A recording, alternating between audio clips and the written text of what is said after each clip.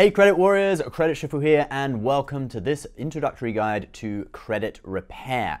Now, first of all, before we get into this video, a little bit of a disclaimer. So this is not a step-by-step guide, but it is an introduction to let you know what is possible with the process of repairing your credit. Now, for me, I'm more of a specialist in the points and miles earning game with credit cards, building your credit score rather than repairing it. So when you see things talked about in this video, these are to give you ideas. You can then do a little bit more research, read some books, follow some other YouTube channels that specialize in credit repair afterwards to get more of an idea of how to do it. But this will kind of give you an introduction. And as always, if you are going into something that affects you financially, it's always good to consult your CPA or personal financial advisor for information about your specific financial situation. Okay, but let's get going. All right.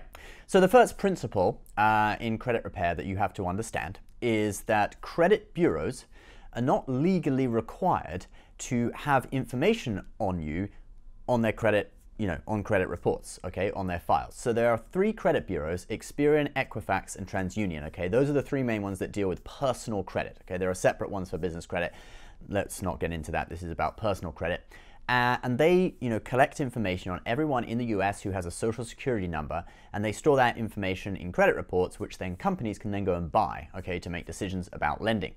Thing is, these are private companies, and what they do is done for their own profit, okay? They're not a government organization, they're not legally required to do it, and thus, if you get information taken off those credit reports, that is perfectly legal. So it's perfectly legal to have things deleted. And there are many credit repair companies that specialize in doing just that, getting negative items deleted from your credit report. It sounds like it might not be legal, deleting things which are actually true about you on a report. But yes, it is perfectly legal because these are not government organizations. They're private companies making a profit off of it.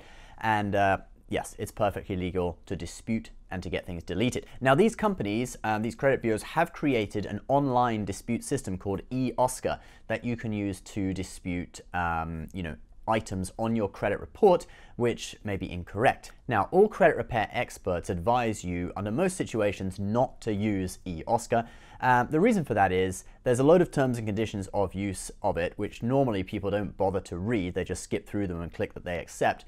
But actually, if you read through them, you'll discover that you are waiving your right to sue if it doesn't go your way. You're also waiving your right to receive a response about their, to receive a written response about their investigation into the matter. So they actually don't even need to get back to you if you use that system. So the way that most credit repair experts use is actually a good old-fashioned way to write letters and basically send letters to credit bureaus, to banks, etc., disputing things. And some credit repair experts even recommend that you write these letters by hand and sometimes on off-white or yellow paper to trick their automatic system, because basically they have a computer system which scans the letters, and if they're typed, especially if it's black ink on white paper, it's very easy for the computer to read and then assign a code based on what the dispute is about, and they can just send you back a standard response. That's often what they do, and you don't get anywhere, okay? So you want a human to actually read your letter,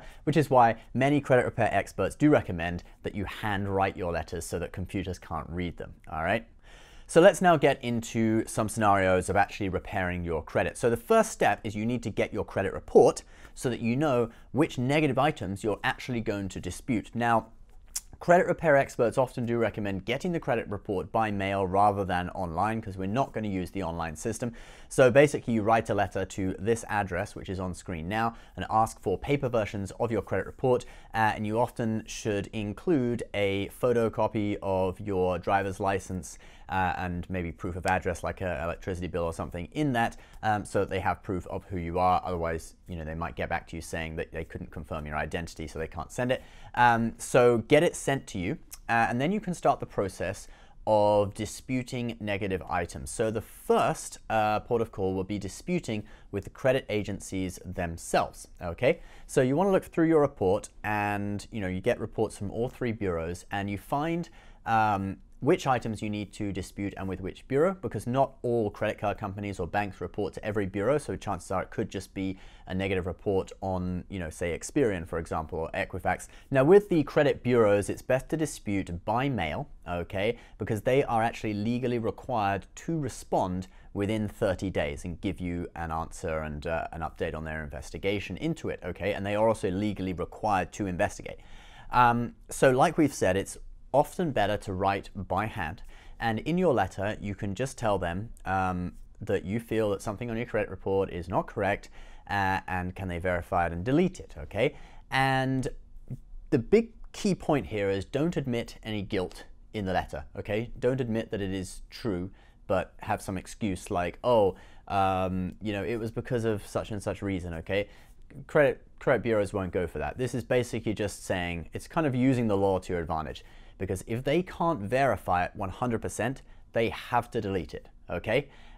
So they will. If you say it's not correct, and they go in and they look at it and it's too much of a hassle for them to go and verify it, or there is some information missing, something like that, they'll just delete it under normal circumstances, and they will send you the results of that within 30 days, okay, allowing for postage time as well, so it may be slightly longer than 30 days. Now, if that doesn't work for you, and in many cases it won't, because in many cases it is actually verifiable, and they're able to say, no, it was, reported by such and such bank, whatever, you can then go on to the next method, which is disputing directly with a lender, okay, so a credit card company, a bank, etc. Now, when disputing with a bank or credit card company, there is, one thing that might be to your advantage, and that is having a good relationship with that company. So if you just have had maybe one missed payment on an account that has been open for several years and has otherwise been in good standing, and in general your credit report, other accounts are in good standing as well, you can often just phone up the bank. Okay, we're not using letters here, we're just phoning them up, phone up the number on your card and just say, hey, I had a missed payment. It was for such and such reason. I'm otherwise in good standing. Would you be able to delete that missed payment from my credit report as a courtesy, okay? And sometimes they will actually do this, but you do have to be persistent, okay? So often the first person on the phone may say to you, no, we can't do that. It's illegal for us to do that. That is fake news. You are fake news. Yeah, it's not true that it's illegal, and that person perhaps doesn't have the correct training or whatever. So if that happens, you can just say, well, I know that it's not illegal. I know the law on this subject. Can I talk to your supervisor? Because you obviously don't have the knowledge to deal with this request. I mean, don't be patronizing, but just say, I need someone who is able to deal with this request and knows the regulations. Can I talk to your supervisor, right? And you might need to be persistent. You might need to call several times. But many banks, as long as you have good standing in other aspects and you just have perhaps one missed payment, many banks will delete it as a courtesy because they want to keep you as a customer, and they all compete with each other. So within reason, they may do things like this for you, okay? And then deleting that missed payment will have a bit of a good effect on your credit score and bump it up a little bit, deleting that item from a credit report. Now let's look at another scenario. Let's say that you have overspent, perhaps you've had some unfortunate expenses, sudden bills and stuff, and that you've built up a load of debt on a particular credit card, and you're not really even able to meet the minimum payments, and perhaps you have other debts as well, and it's past due, and it's maybe between 90 and 100 days, 120 days, okay, 90 and 120 days past due, okay? This method won't work if it's maybe around 45 days past due, but if you're past the 90-day mark, this can work, okay? So what you do is you phone them up and you ask, would I be able to settle this debt? Can I make you a deal and make you an offer, basically to settle this debt? Because once you get to past 90 days or up to 120 days, the bank is already considering to sell that debt off to a collection agency who will then collect on that debt, okay? And so when they sell debt, they actually sell it at a lot lower than the actual amount of the debt, okay? Because then the collection agency makes money by buying a load of debt. Let's say they buy a debt for 20% of what it's actually worth, okay? So a $10,000 debt, they buy it for $2,000, and then if they're able to collect even half the money, they make $3,000, all right? So that's kind of the model of these debt collection companies. And so the bank, rather than sell it to a debt collection company, or rather than let the situation go on even longer and have the the chance that you might declare bankruptcy and then just get out of it completely, because remember, credit card debt is actually unsecured debt. So if you declare bankruptcy, you can actually get out of it. Obviously, it'll screw your credit score and ruin your relationship with many banks. So, you don't want to do that. But, that's kind of the idea behind it. So many banks will actually settle with you. So you could say, all right, it's a $10,000 debt. I'll settle it with you for $5,000. How about that? And then we finish this issue and resolve it. You don't sell it to a collection agency, etc. And many banks will actually go for that if you're in the sort of 90 to 120 day mark past due, okay? Now, there are cons to this in that the bank will then close your account after that, and it will go on your credit report that you paid a debt for a lower amount than you owed. And a debt that is, forgiven, is settled for a lower amount than you owed, the discount that you're getting on that is actually considered income, because it's money that you owed, actually deleted for you. So it kind of is considered income from the IRS's standpoint. You may actually end up having to pay tax on that amount of money. So just a kind of warning there. So that's the principle. Basically, at that mark, you can often settle for lower than you're owed. But if you've gone past that and the debt has been passed on to a debt collection agency, there's then another way of dealing with them. And that's what we'll talk about now, how to deal with debt collection agencies. So like we said, debt collection agencies buy debt in bulk from banks, credit card companies, etc. And they buy it for way less than it's worth. And then whatever money they can collect on that debt is profit for them. So if they bought a $10,000 debt for $2,000, whatever they collect is their profit. But what happens is there's actually kind of a chain of these companies operating on different timescales and different types of debt, different levels of risk. So your debt may actually get sold several times over the years, and for lower and lower amounts of money until you're talking about just pennies on the dollar a few years down the line, all right? So the first company that buys it off of the bank may be the most aggressive at trying to collect it from you. Perhaps they don't succeed, so they then sell it for half the price they bought it for to another company. That company tries, and then they sell it on a few years later, and it goes on like this. And as it goes down the chain, the companies have less and less invested in it, so they'll be willing to settle for you for lower and lower amounts of money, all right? That's kind of the principle. So what these debt collection agencies will do is they will cold call you, they'll send you letters, and they will also put a collection on your credit report. Actually, sometimes that's all they'll do. They'll just put a collection on your credit report and wait for you to call and settle that, because many people see, wow, there's something on my credit report that's dropping my score, I'd better sort it out now. So how do we deal with this? Well, first of all, if it's more than 7 years old, or if it's perhaps getting old, 6 to 7 years, it's going to go off your credit report after 7 years anyway, and legally you don't really have to pay it after that, so you might as well just wait. Typically debts from a long time ago, like credit card debt, unsecured debt like that, in collections, you don't necessarily have to pay. Many credit report experts recommend don't pay it, and if you pay it also, it brings the collection current and shows that a collection has been paid, which kind of hurts your score and stuff. So if it's from a long time ago, normally you just let it slide, and once it's past the 7-year mark, it doesn't factor in your credit report anyway.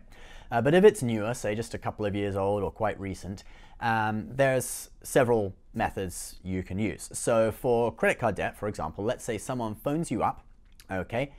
The best way to contact them, all right, to do this is through mail, like with the credit reporting agencies as well. Because when you do it through mail, you have written evidence of everything that's gone on, and you can use that to your advantage, because you can use it as a threat to sue if they don't do what they have said that they will do, okay? So a lot of this, you want to catch them out and you want them to agree to something, and you can then hold them to it with a threat of legal action. So let's say they phone you up. What you can say to them is, I do not wish to be contacted by phone. Please give me an address. I will write to you. And all further correspondence will be through the mail. If you contact me by phone again, you will have violated the Fair Debt Collection Act, and I will sue you. Okay, that's all you need to say, and then they should comply. Okay, and if they don't comply, you can just ignore them anyway. You can then write a letter to them offering to settle the debt for much lower than the amount you owe. Okay, in exchange for them deleting the collection from your credit report, and you must get a written promise from them that they will actually delete it, because that is your evidence if you need to use the threat of legal action later to get it deleted, okay? So you can say to them, hey, you know, let's say there's a $1,000 debt. Okay, I'll settle it for $300. If it's a few years down and it's a few companies down the chain, perhaps they only bought that debt for $50, right? $1,000 debt, they paid $50 for it, they'll settle for $300, that's $250 profit for them, and you're basically getting 70% off your payment, and you're getting it deleted from your credit report, okay? But you do need that written promise from them that they will, you know, call the credit agency, the credit bureau, and get that deleted. And you can then use that as evidence and, you know, write to them again and say, look, you have to delete this or else I will sue you, or you can get your lawyer to write to them. Obviously lawyers are expensive, so it is better to do it yourself or use a credit repair company to do it who know all the legal jargon. But this method really can work, and you can settle with the debt collection agency for far less than you owe, and you get the collection deleted from your credit report. Now we're going to talk about dealing with debt collectors when the type of debt is medical debt, because medical debt has a few extra regulations that you can use to your advantage. So you can dispute it in the way we just talked about, and get results that way, or there is another way that you can do it. So let's say that a company, a debt collection company, phones you up and they are talking about a debt that they want to collect on, and it's a medical debt, okay? Now there is a law called the Health Insurance Portability and Accountability Act. And with this law, it basically says that you have to give written permission to any person or institution before they are allowed to talk to you about medical issues, health insurance, health issues, okay? So when let's say you have medical debt from a surgery you had in the hospital, when you went to the hospital, you would have signed a thing that gave them written permission to talk to you about your medical history and your medical condition, okay?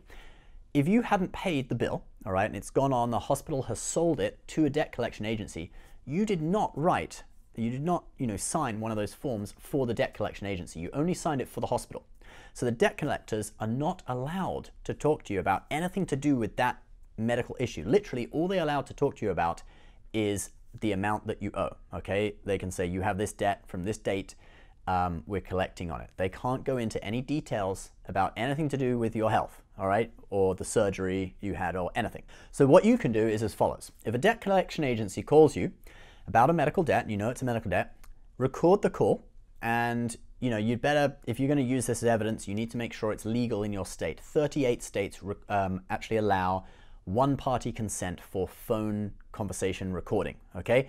Notably, California doesn't allow it, but New York does. Many, many other states allow it. There are 38 states that allow it. So after checking that, record the call and ask the person on the end of the phone, what is this debt for, okay? And if they start going into details like, well, you had a such and such surgery at this hospital, they start talking about your medical history, you've then got evidence, okay? So then you say to them, well, okay, I'd like to have further correspondence on this issue through the mail. And if you call me again about it, you will have violated the Fair Debt Collection Act, like we talked about in the previous section, okay? So you get their address and you then write them a letter.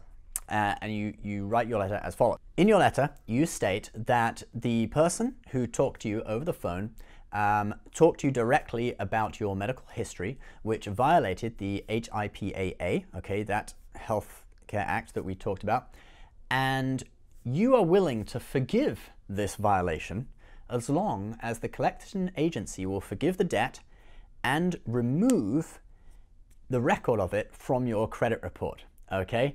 And if they do those two things, you won't sue them for illegally talking to you about your medical history, okay? And many people have had good results with doing this to get medical debt erased. And the issue is that a lot of the time the person who phones you up hasn't really had the adequate training to deal with medical debt, so they slip up and they start mentioning what the debt is for, and immediately they do that, they've talked about your medical history, so they've broken regulations, and you then have evidence and ammunition to be able to threaten legal action, and normally you can get these things removed that way.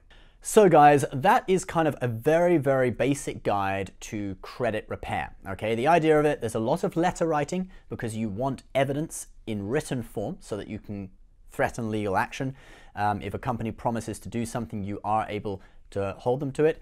And it basically consists of getting items deleted from your credit report. Sometimes because there isn't enough information to be able to verify that they are true, so the credit bureau will have to delete it. Other times it could be asking for forgiveness or forbearance, and other times it's using the law to trip up a company and incriminate themselves or break a regulation, and then you can say, well, you know, I'll forgive you breaking that regulation if you forgive my debt and you erase it from my report. Now, I am not an expert on this, so a lot of the information in this video has come from books. I'm going to show you guys, these are two of the books that I have read, and both these books are very good. I will put the links on Amazon to them in the description of this video. If you want to see content on YouTube about repairing your credit, Brandon Weaver's YouTube channel is quite good. I can't vouch for him because I don't really watch the channel because I don't have credit repair issues, but many of our viewers do comment that they've watched his channel and a lot of his credit repair stuff. You know, there's a lot of good information out there on his channel. You can also consider using a professional credit repair service to do this. And because you now know some of the methods they use, okay, this isn't an exhaustive list of every method, but you now know some of the methods that credit repair companies use from this video, when you go to a credit repair company, you're going to understand what they're talking about. And you can also ask them about certain things and say, hey, would this work in my situation? And you'll just have a better understanding of it, and you're less likely to get scammed. All right, guys, so that is the video for today. Please leave your comments about credit repair. Have you used any of these techniques? I would love to know, and I'd love to know how much success you had with them. If you are building your credit, we will put a link to the Capital One Platinum and the Capital One Secured MasterCard, which are two of my favorite cards for credit building. No matter whether you have damaged credit or whether you're just starting or whatever, these are two of the best options for getting back on your feet or building your credit from scratch. All right, guys, that's the video for today. Please subscribe if you're new. We'll see you next time. Bye-bye.